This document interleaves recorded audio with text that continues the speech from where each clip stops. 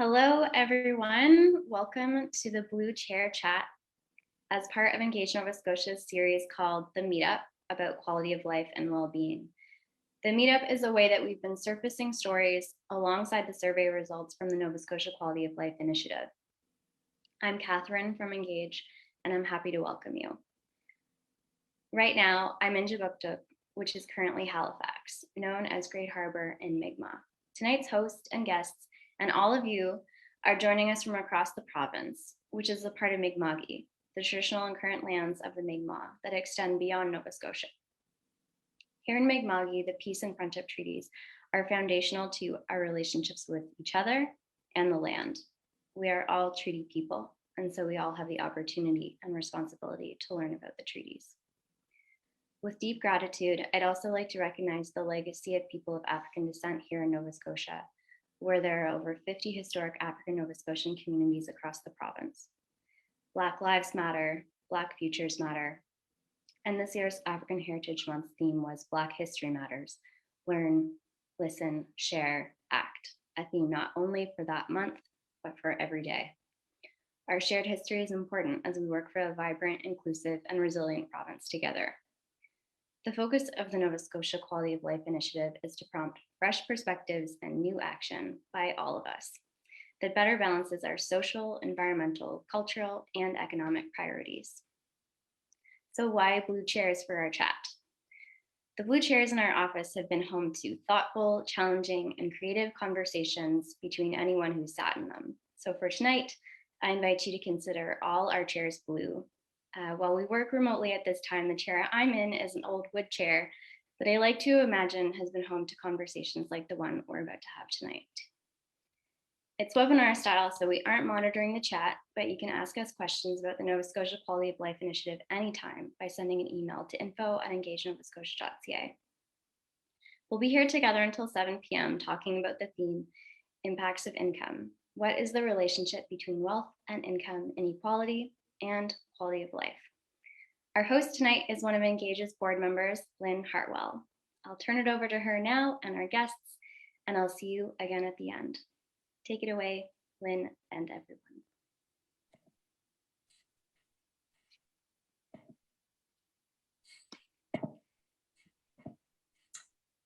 Hi, Catherine. I'm just waiting for my video to come back on. But in the meantime, I will say hello to everyone. Catherine said, hi, everyone. My name is Lynn Hartwell, and I'm so pleased to be here this evening. I am a board member on Engage Nova Scotia's board, and my day job, I work at the Nova Scotia Community College as Vice President of Campuses and Communities. And it's the communities part of that work that really gives me the ability to be here and I guess to express the passion that I feel about this topic. I did spend about 20 years working in the provincial government in various roles. I was involved in some of the poverty reduction work at one time and some of the income inequality work. And I know that there has been incredible work in Nova Scotia and more work needs to be done. So really excited to hear from our panelists this evening about some of their thoughts on the link between income inequality and quality of life. So I'm going to turn it over to our panelists to introduce themselves, and I'm going to ask them to also answer the question as they tell us a little bit about themselves. What does quality of life mean to you? So first, Kolade, I'll start with you. Hi, my name is Kolade Baboye. I am 20 years old, soon to be 21 years old. I am a third-year marketing student at CNFX University. I am also a co-founder and owner of LEN Records, a local record label in Nova Scotia. So yeah, the first question, what does quality of life mean to me? Wow, that's a loaded question. I would definitely say quality of life means to me being able to kind of have perfect self-expression, be able to love who you want to, being able to accept who you are, and being able to kind of like feel happy and feel that you are, I guess, I don't know, a contributor to society or contributor to whatever you're kind of contributing to. That's what I would say a good quality of life means to me. Love it. Thank you very much. Over to you, Leslie. Hi, I'm Leslie Frank. Here I am in Kingsport, Nova Scotia, where I've lived for over 30 years. I consider myself to be a rural Nova Scotian too, and a grandmother and a mother, a daughter. But I also speak from my position as a sociologist at Acadia University. These are parts of me and the way I sort of will be navigating this question tonight. I guess I could say that before I answer the question, that most of my work, both in community and as an academic, has centered around problems related to want and need in the midst of plenty, because we are a country that has plenty and there's so many that are vulnerable and have many needs unmet. And so that, for me, I guess the quality of life, I think about that question personally as the ability to make choices. When I think about times in my life where I felt my own life had suffered from some quality issues, were times where, as a young mother, I was struggling to afford university. I was struggling to keep food in the fridge and struggling to keep a car on the road. And so it requires a certain amount of security for, I think, people to have real choices. And quality of life to me means being able to make choices. Thanks, I'll Leslie. leave it at that. Sarah, you introduce yourself? Hi, I'm Sarah McLaren, and I'm sitting in my kitchen in Dartmouth this evening. And Leslie, I guess this is the drag of going last. I just completely agree with you. I think quality of life for me, I thought, I was thinking about this question throughout my day, and really, I was like, oh, I get to choose where I go. I get to choose what I'm going to eat tonight. I get to choose what I'm going to wear. And really, I love nature. Being close to nature is definitely a quality of life measure that I have. But really, it's the choice I have to go there whenever. I mean, this is exclude the pandemic style stuff. And I certainly think it's okay to limit our choices for the well-being of everybody.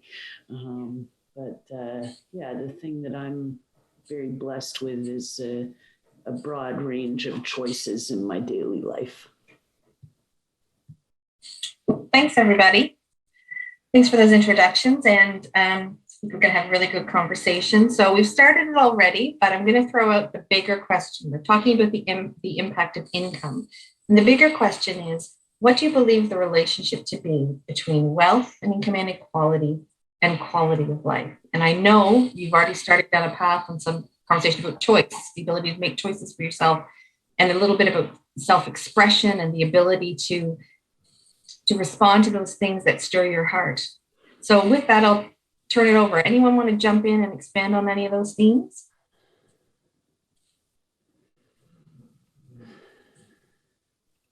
Yeah, I'll go first. I guess that was kind of like a two-part question, right? Like, what was the relationship between wealth and income inequality and quality of life? So I guess I'll start off with like the wealth and the income inequality. I would definitely say there's a big relationship between having wealth and then obviously having this inequality with your income. I feel like wealth is a thing that a lot of people don't get to experience in their life. Wealth is kind of like that comfort, being able to have that financial stability, being able to kind of like, you know what, I can send my kid to university, or I don't have to worry about paying for food this month or the next few months, or if my car breaks down, I know I have like the funding down for that, or like if a random sickness happens, like for example, when COVID hits, I know my family is good for 6 months to 12 months or whatever time span is. But I would definitely say there's a big relationship between wealth and income inequality, because I feel like people who don't have wealth, they get experience the inequality of the income. And that's a majority of us, right? A lot of especially minorities, especially people of color, people who have some type of disability, you're kind of not seen. And I feel like wealth can also be seen outside of like financial and kind of like monetary. It can also kind of seen as like a wealthy life. And definitely say that we are definitely fortunate in like Canada to have, I guess, a wealthy life. Like you guys said, everyone said, like, what does quality of life mean to them? We all kind of live in wealthy lives compared to people over in third world countries who don't get to have those exact same experiences as us. But that's where I guess I'll kind of start with that. Yeah. Oh, go ahead. Oh, I guess I just thought about, uh, some of the constructs that are in place to keep wealthy folks wealthy and poor folks poor, frankly. And just the work and labor, and there's whole industries built around money and money management that those who have it avail themselves of, and I was just thinking today, geez, do those of us who have wealth, are we thinking about sharing as much as we're thinking about preserving it? Like, even if we put 5% of our energy into being really intentional, there's this sense, share the wealth. Can we literally do that? Can I personally, Sarah McLaren, forego some of my things that aren't needs, that are just desires, so that someone else can meet their needs, or someone else can be invited to indulge their desires. And so when I get lost in the big constructs, I find it almost paralyzing. But when I just think about my own personal responsibilities and what I can actually do, that's where I find the most ability to go, okay, I can invite someone into some of the privileges that accompany wealth and well-being. Leslie, do you want to jump in? Yeah, sure. Well, we live in a society where there's immense wealth, and we know that there's growing income inequality. I mean, that's what the evidence before us tells us, that fewer people have greater share of the wealth. And that's been a trajectory we've been on. And not just Canada, not just Nova Scotia is part of that, but many wealthy countries. There's mounting evidence that income inequality erodes a whole lot of stuff that's important to us in our society. So social cohesion, our health broadly, it contributes to a whole host of social problems. And there's a difference wealth and income inequality is, it's, when we talk about poverty, these are different concepts. We typically measure poverty by two different ways. One that looks at income inequality. It's a marker of that. And we know we've been, particularly in Nova Scotia, on a path that while there's so much to celebrate in Nova Scotia, that's not been one thing that we can celebrate, how well we've been doing on poverty reduction, particularly for families with children. But poverty, there are different things, like I said, we can measure income inequality with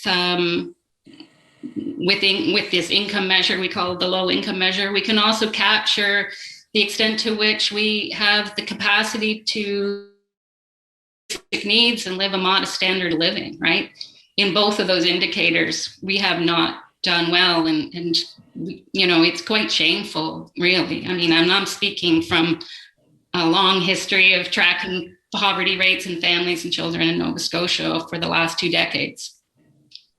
I think it's important to recognize too that there's a lot of things around inequality that's hidden amongst the indicators of income inequality. So who is it that's at the bottom of the income gradient?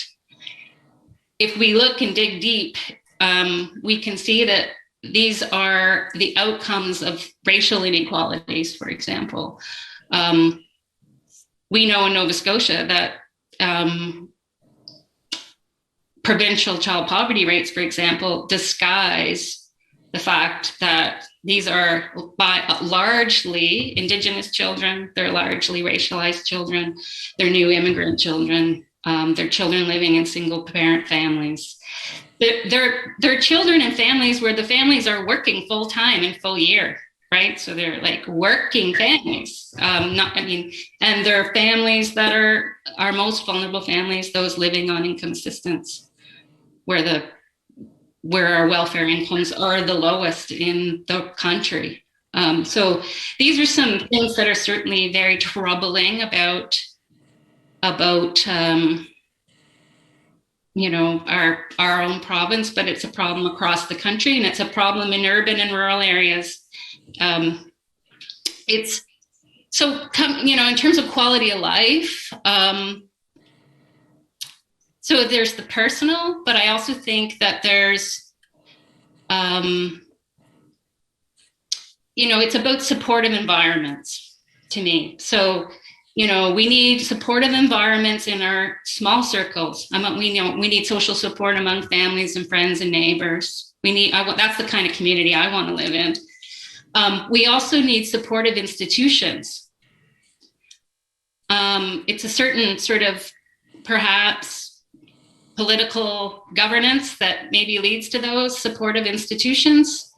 But to me, it's institutions need to live up to their side of the social contract with the citizens that they're governing. And we all have obligations and responsibilities. And institutions have a social contract to ensure wellness and just conditions for everyone, not just those controlling, wealth. So I know that's a lot, a long answer, but perhaps I'll stop. No, that was a good answer. I just have a quick topic. Also, kind of like you said something about the environments, and like what do you mean by environments? Because when you said environments, my mind is kind of going to like, okay, and kind of what kind of very similar to what Sarah said about like the construct and kind of like I guess you kind of say like, is all society like, I mean, like it's kind of obvious, and I feel like COVID really showed the flaws of society that's kind of going on right now, and the fact that everyone was kind of put on the same level, it kind of showed, holy shit. Can I curse on here? Yes. I was wondering, I won't, but like I feel like COVID really put us on the same level and was like, yo, these are massive gray areas that even though maybe we were willingly ignoring, I don't know, maybe subconsciously ignoring or whatever, that wasn't really, I guess, they were taboo or whatever, where I guess now it's kind of like, it's in our face. And then like, I guess going to my question about the environment, do you think like, with, I guess, most income inequality, do you think that I guess you said with the institution that the government isn't really funding or, I guess, I don't know, initiating these type of like support systems that help these families get out of poverty? Because I feel like poverty is kind of like a cycle, right? It's like once you're in it, it's literally almost near impossible unless you have a great opportunity, which that's a whole different topic, to get out of that cycle, right? A lot of people can't get out of that cycle, especially when you have like families, like a single parent person, you have like more than 4 kids or whatever, more than multiple kids. How do you're working 9 to 5 every day, 5 days a week, maybe even on the weekends? How do you have time to like earn that extra income? How do you have time to even save up for your kid going to university? You know what I'm saying? Yeah. Oh, yeah. Yeah. I know what you're saying. Well, what I meant by environments was a number of things. I did mean not just our physical environments and our social environments. So, I've got physical environments in spade out my window right now, right? I live in a beautiful place that makes me happy every day. It gives me a whole lot of quality of life. But physical environments are also your home. Like, is your home affordable? Is it safe? Is it appropriate for your needs? Can we even find one, right? So we're in a state right now that housing is a serious problem for lots of Nova Scotians. Not just its affordability, but its accessibility, even if it exists. And but I also mean social environments. It's what I meant around, like, I mean, our social environments include all kinds of things. They include our family, they include our networks, our friends, our connections. And so, but they also, those are intertwined with all kinds of socioeconomic and political structures that we design, right? Those are things by design. And we make decisions about the type of society we want to live in. And so, yes, it's trapping. Poverty is trapping, and it's hurtful, and it has huge costs for all of us. It's not just a personal, doesn't affect you personally, just it costs our whole society. We all suffer from the effects of it. I mean, the recent calculation of the cost of poverty in Nova Scotia was it cost $2 billion per year. That's in additional costs to healthcare, additional costs brought on by the criminal justice system, generational poverty that you were talking about, the cost borne out of that, and then lost productivity. When people can't be full members of society and participate in society, they're also not paying taxes. That's lost revenue that's going back into the society. So it's and if the economic argument isn't persuasive, then the moral one should be, if people can't afford to eat, even though they're working full time, so and we know that poverty and inequality in particular, income inequality is getting worse over time. So these are things by design. It's not just happenstance that we're in this boat. And we can create a different kind of society if we choose to. Leslie, I'm so curious about that, because it was my experience in my career working for the province as well, that it wasn't as if the problem, the cost was known. It was unknown. Like, it wasn't as if, it was known. It was known. And with a few exceptions that I will not bring up, most of the people I encountered were good people who were trying to do the right thing. But there's something about income inequality that makes a conversation challenging. And I guess when I'm driving at, I'd be really interested in your comments on it. And I think it goes back a little bit to, Kaladi, you talking about people who have wealth that can be seen. There's a value that's attached to income. There's value about, and sometimes judgments made about people who are living in lower income and people who are living in high income, that I wonder how that stifles the real conversation. Many hundreds of years ago, there were poor laws that started and have carried forward in different ways that make assumptions about the intention of people who are living in low income. Mm-hmm. And I wonder how much that's influencing it. And to your point, if an economic argument won't do it, and a moral argument won't do it, does it have to be that you have to convince other people that your quality of life is being hurt by other people living in poverty? There's all kinds of values. So any thoughts on that? Well, it's something Kaladi said that I think is interesting about this.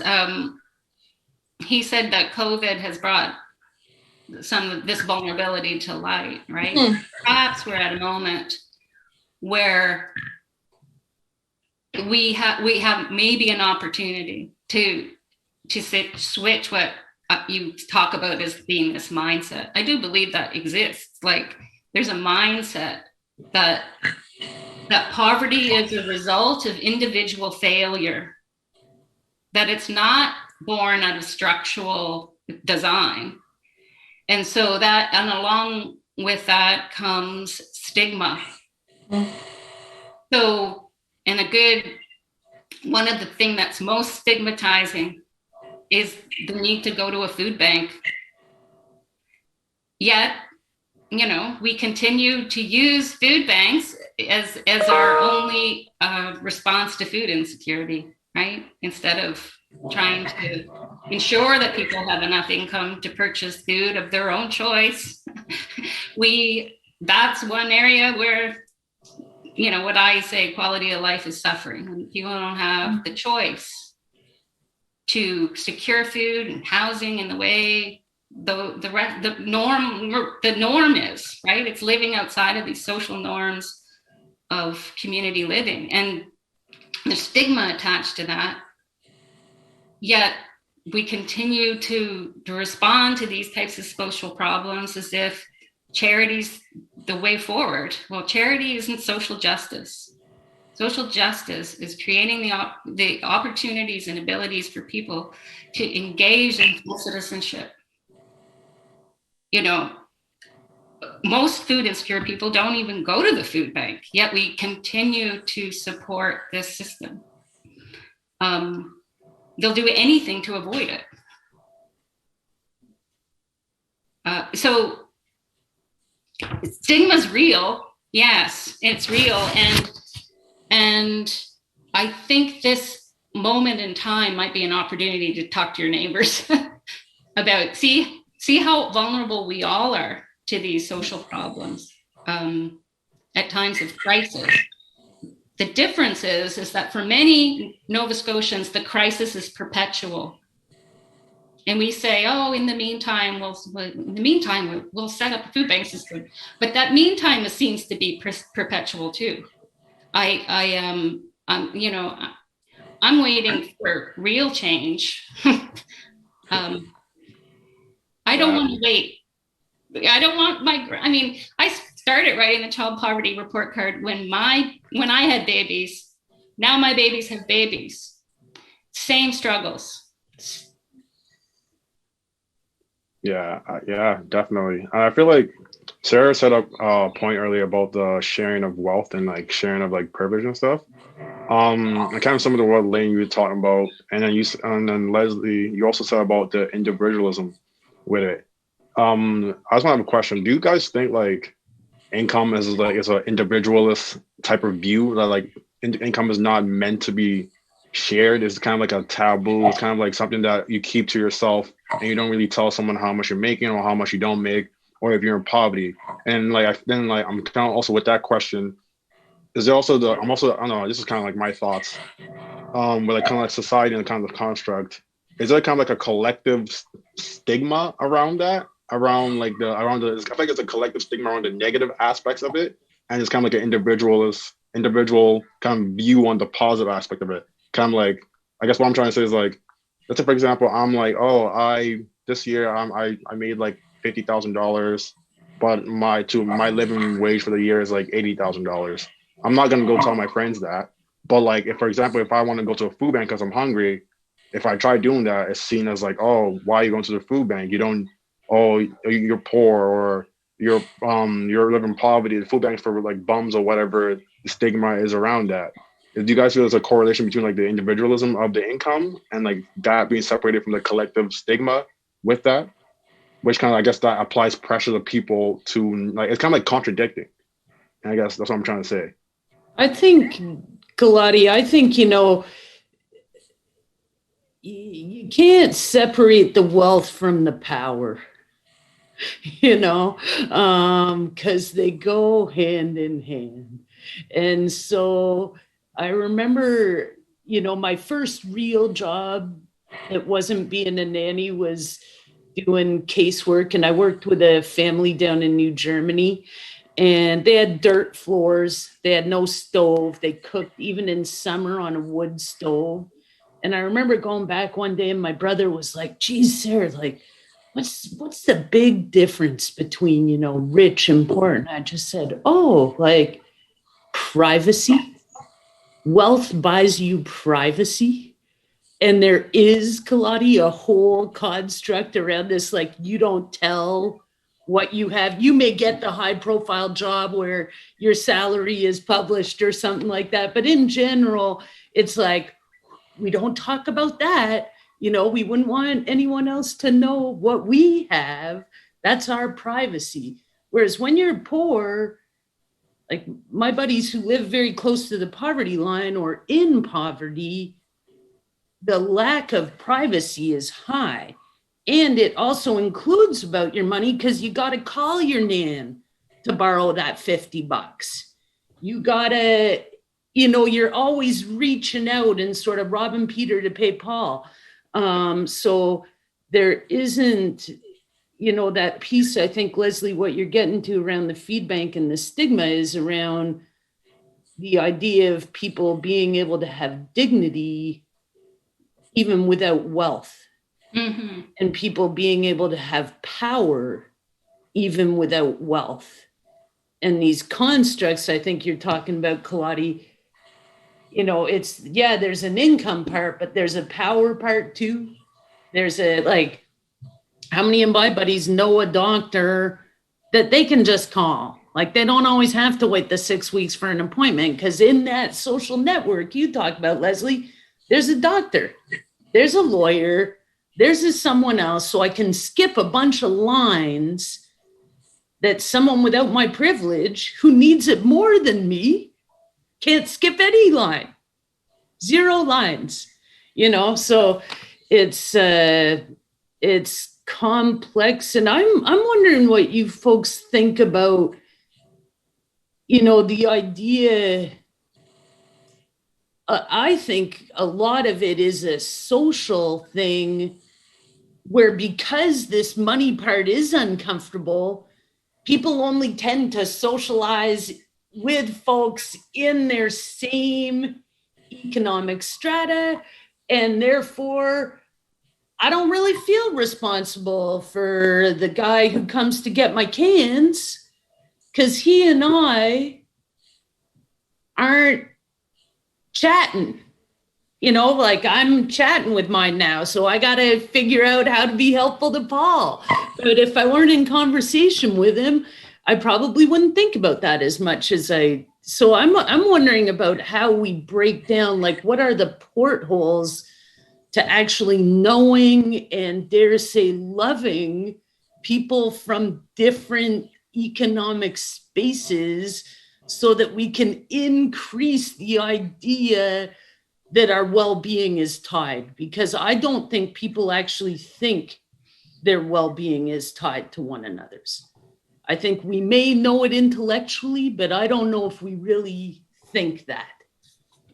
Yeah, I that's a great point. I think we all at times lose sight of that our well-being is tied to other people in our community. We've created communities in this odd way there's gated communities that actually keep people out, right? So we don't have mixed neighborhoods. We don't do mixed housing developments. Housing itself is just in the private market. It's a commodity. We've so far moved away from these concepts of social well-being and public services. And you can have unequal incomes, but if you have good public services that are affordable, that everyone has access to, then everyone's wellness is improved, right? So, these are the movements towards, universal, affordable early childhood education systems. That's about caring for our well-being as a collection of people, and making public services available. I think we lose sight of other people's reality when we're only hanging out with people just like us. Or we never even had a glimpse of it. Yeah. Or no, yeah. Yeah. It's interesting. I'm just making notes on some of the things that are coming up. And again, choice and dignity and power, all of those things being related. There's definitely something around breaking down the barriers between, I think you described it as, different income levels. Like, how do you create, and I love that portholes, like, well, how would you create portholes between that? How would that impact the quality of life of people in lower income? I'm mindful that we have you mentioned charity, Leslie. We have a philanthropic history in Nova Scotia of helping those less fortunate and knocking on doors saying we're here to help, and then not, and how do we make it so that it's meaningful? Like, how is that a meaningful enhancement of someone's quality of life? And how does that and I'm not even using the right language to figure that out. Sarah, do you have any ideas? Oh, I don't have a solution, but I do want to say that, I ran a charity for 21 years.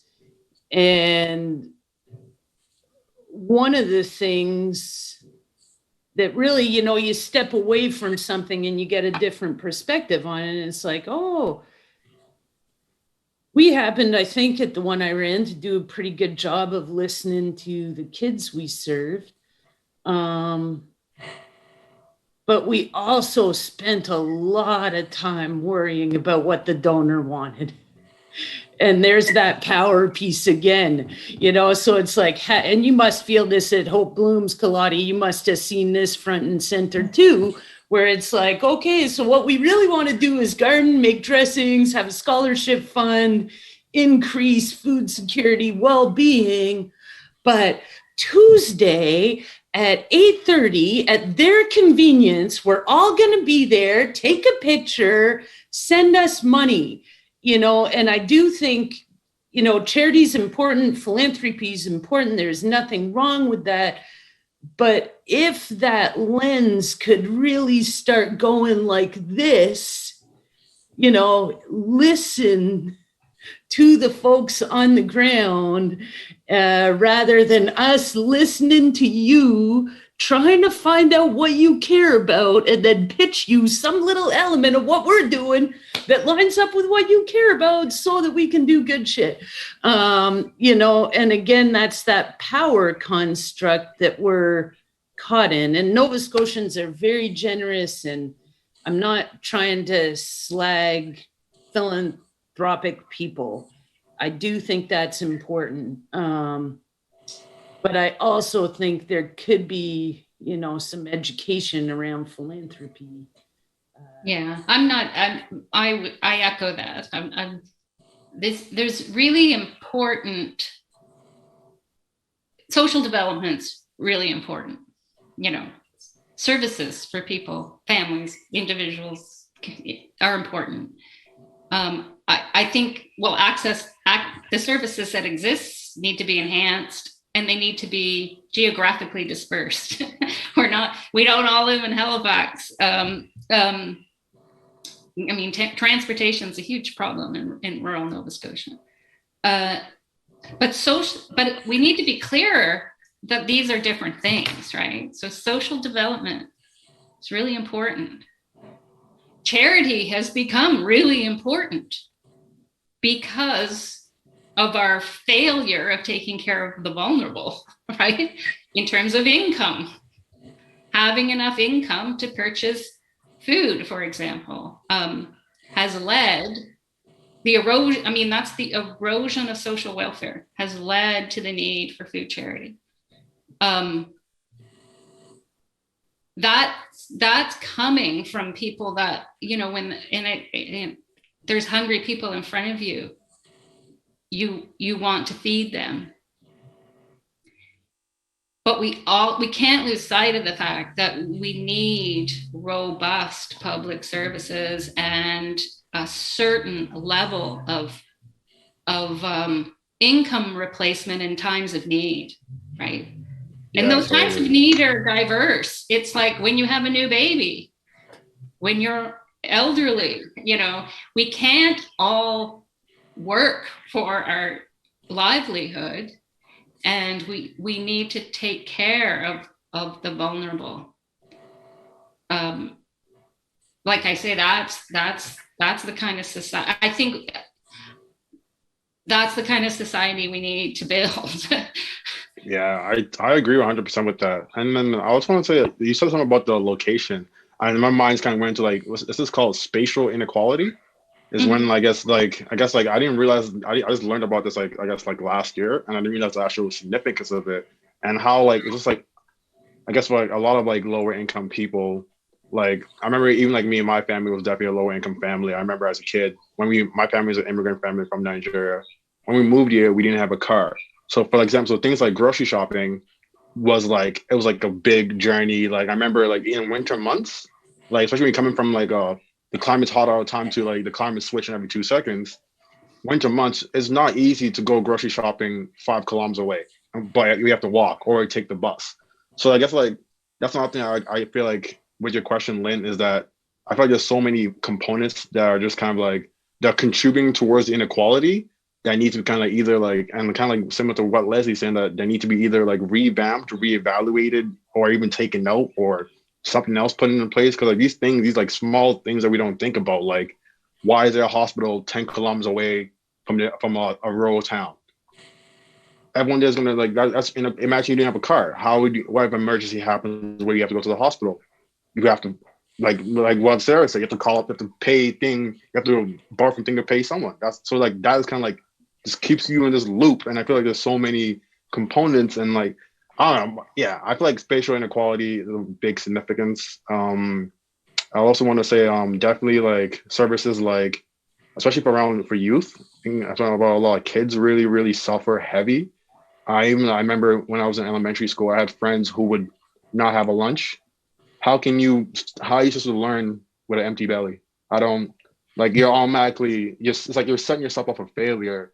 And it's not like it's not intentional. It's not like I want to fail. It's like I have no choice. Like I don't have lunch today, or I have to ask my teacher, hey, can I get a snack? Or ask the principal, can I get a food? Or then like was like that is not sustainable. You can't do that every day. You can't and like that goes back to like the fact that poverty cost us $2 billion last year. That $2 billion could be put into improving existing services or improving or even looking at innovative services that we never tried before. And I think that's what COVID really brought up, that a lot of things we've tried clearly are not working. I think it's time, and it should be. I feel like it should be normalized to try new things.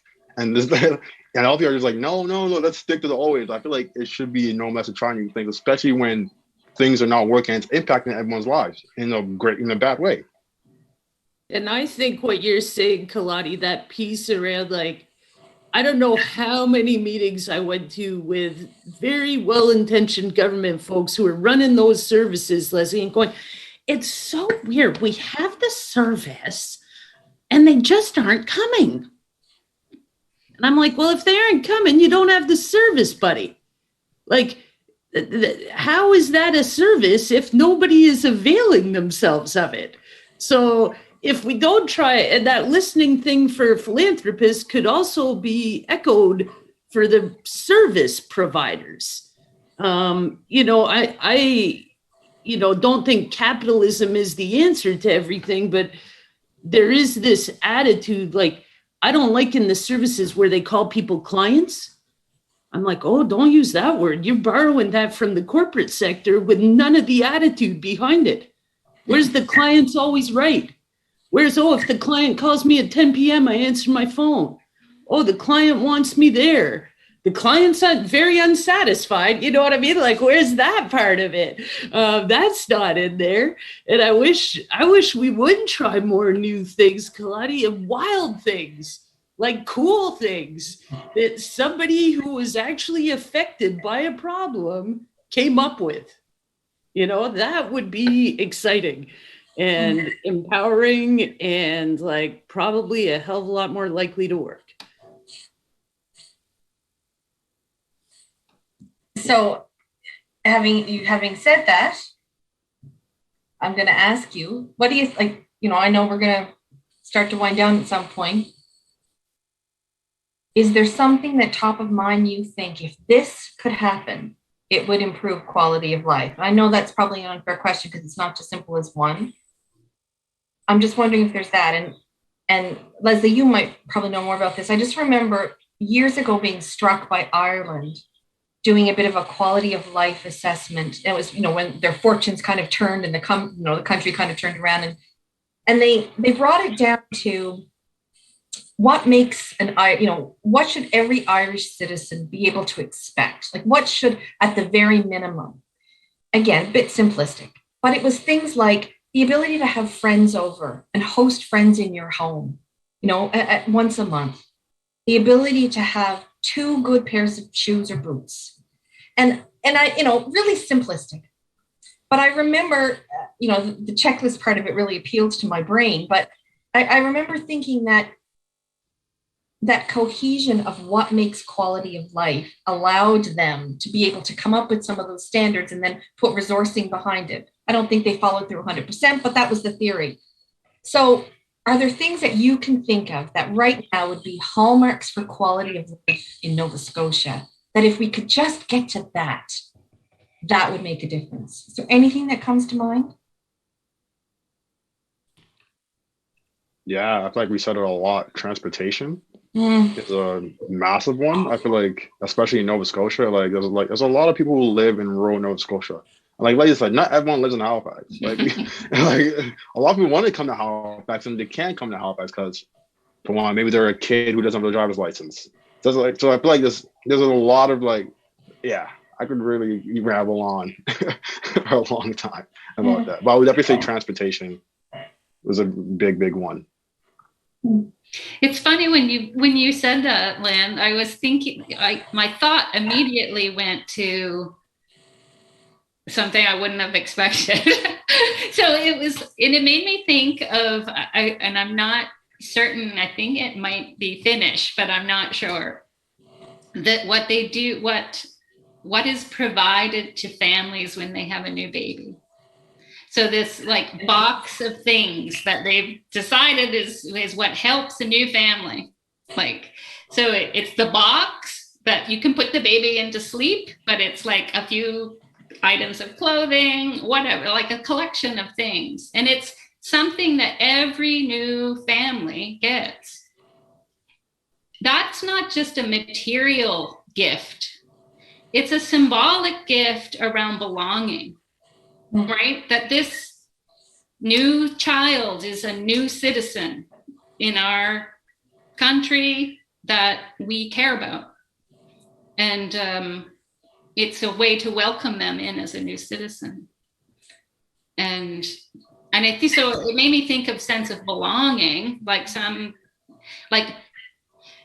then I guess that makes my head go to universal services, right? We live in a country that has a neoliberal orientation towards helping. So we help the most at risk, the most vulnerable. You have to mean test your need. And if you meet a bar, you get help. When we look at the link between income inequality and health outcomes, for example, it's the countries that have the least income inequality that have the best outcomes. So you can be a poorer country overall and have a lower GDP, but your health outcomes will be better than if you live in a rich nation with high levels of income inequality. So that gives us a hint into the nature of income inequality and the poor outcomes associated with it. When you have extreme differences in income, because income is access to a certain type of life, which we could debate whether that's good or not. There's lots of things about wealth that I would critique as being good, but you have, and the same thing happens in a classroom, right? You have especially in certain areas of the province, you have very poor children sitting beside very wealthy children. And so, it gets maybe displayed in the lunchbox for sure. But there's lots of indicators. And that's what I mean about what leads to sort of social exclusion, right? And the impact on sort of mental health of those kids that have to navigate their perpetual sort of lack of opportunity and access to things. I mean, but, you know, there's a lot more, of course, to life than being able to go on a vacation down south. But what I began with is that we need a certain level of security. So the things that matter, yeah, we need transportation and we need good housing and we need to be able to eat. We need access to affordable, healthy foods. And we need them in early life, because that sets the trajectory for lifelong health. But this isn't just a matter of childhood. It impacts health throughout the life course. So, you know, we should be especially concerned about children, but they're not our only population of concern. Sarah? I think, I mean, I was told I didn't have to be an expert on anything to be on this call, so I'm definitely not an expert on this. But one thing, and I think they did this in London, England, but I think it would be very cool to provide ownership opportunities to people in public housing. Like, why can't we make the families who live there own those places? And I think there are actually constructs for that to be done. And as not to be Halifax centric, Leslie, but like in our town, even the places that were more on the outskirts, now our town is growing and they're quite central and they're sitting on really valuable land. And I always think about it every time I drive through. I'm like, wow, there is so much economic value in this land and everyone living on it's poor. Couldn't we put that economic value up into the heads of the people living right there? And if they wanted to move out to Spryfield or Hammond's Plains or Kingsport, they could, you know, go ahead, man. But that's something I've often thought about. Why can't we create an ownership opportunity with some of the infrastructure that we already have that would reap ripple effect economic benefits? And then another thing that I think about and that I see time and time again for people living in poverty is having to prove you're poor every 5 minutes to get anything. Really, like, if we want to take a dignified approach, if someone asks you for it, they probably need it. Let's stop worrying about the 2% or 3% who are going to take advantage of something. Because what you do by doing that is you demean a human, you create admin in being poor. The administrative labor of poverty is immense. And I wish we could just do at least some things on the basis of trust. And if someone shows up saying they need something, like, Jesus, do I have to bring my notice of assessment and have done my taxes for the last 2 years? And like, I don't know, there's something, I wish more of our things could respond in real time in a kind and compassionate way to people who express their needs. Because expressing that need is so vulnerable and so hard that once someone's done it, I wish we didn't ask them to do 10 other things. I wish we just said, hey, okay, you need that? I'm going to meet your need, because that's the human, ethical, proper thing to do. Yeah. Thanks very much. Maybe I'm mindful of the time. I keep expecting Catherine's face to jump up any second.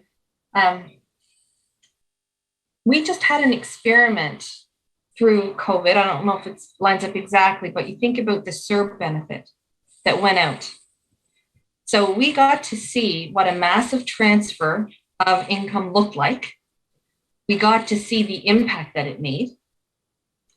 I guess the question is, are we going to learn lessons from that? And it feels like the conversation has strengthened, or there was a period where the conversation about a universal income strengthened. I wonder how would that affect quality of life if we were to actually, if there was a CERB-like kind of program from the federal government through the provinces, whatever, but something that recognized that the efficacy of that made an immediate difference to people. Oh, it certainly did. I mean, it was a higher amount of money than you would receive on income assistance. And I mean, the evidence around measuring the outcomes of universal incomes have shown all kinds of positive outcomes to society around people's relationship to work and expression and self-actualization and education and parenting. And there's been some aftershocks. Right now everybody's trying to figure out how to pay the income tax on those. There's groups trying to get amnesty around the CERB repayments across the country. So yes, we recognize that it allowed people to feel secure for once through the summer until it ended. And in a way, the child benefit can work. It sort of acts as a universal, not a universal, of a guaranteed income. It doesn't quite go far enough to bring families with children out of poverty, especially the lowest income families, but it could. It is a mechanism that could work in that way. Now that's just for a segment of the population though, right? So we haven't quite had a full experiment, where we look at, there's been experiments that have been interrupted, of course, but yeah, it's certainly a conversation that is afloat, and lots of advocacy towards it. And you asked for a solution earlier, lots would say that's it. And it's definitely worth getting, if we go there, getting it right, and not making sure that the income level is high enough to actually bring people out of poverty.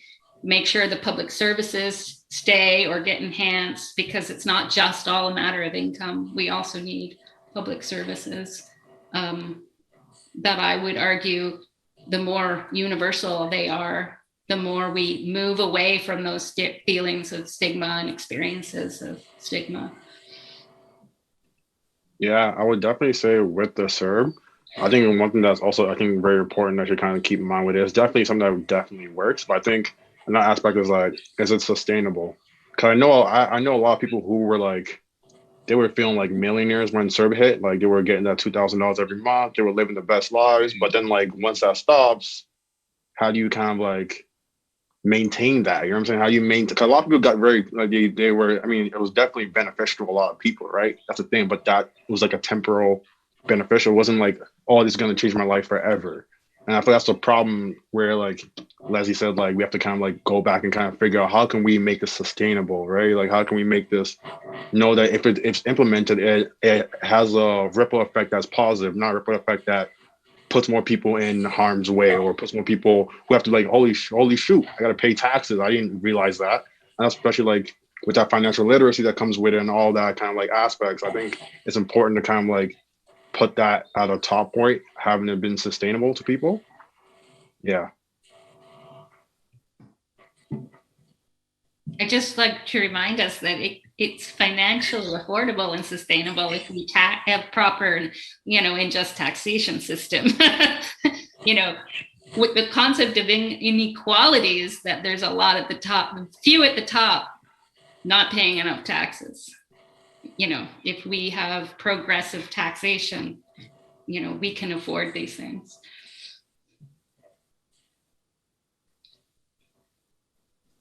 Catherine, you look like you're about to jump in. Yes. I am. Thank you.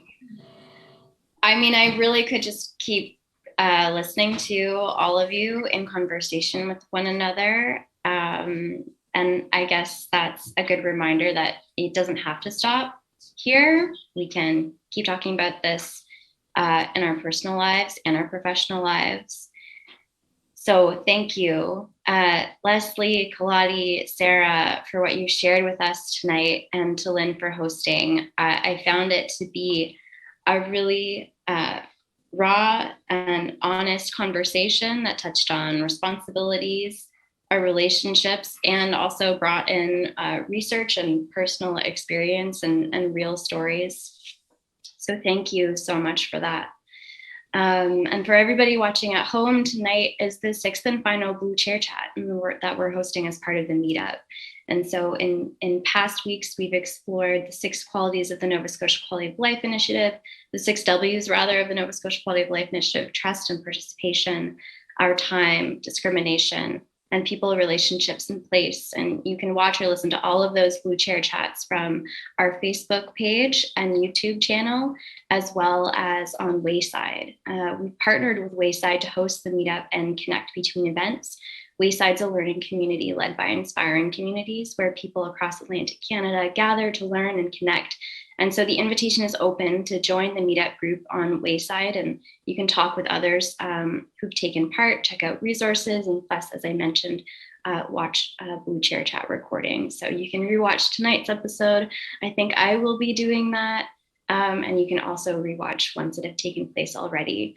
So thank you to Inspiring Communities and the whole team there for their partnership and support throughout the meetup.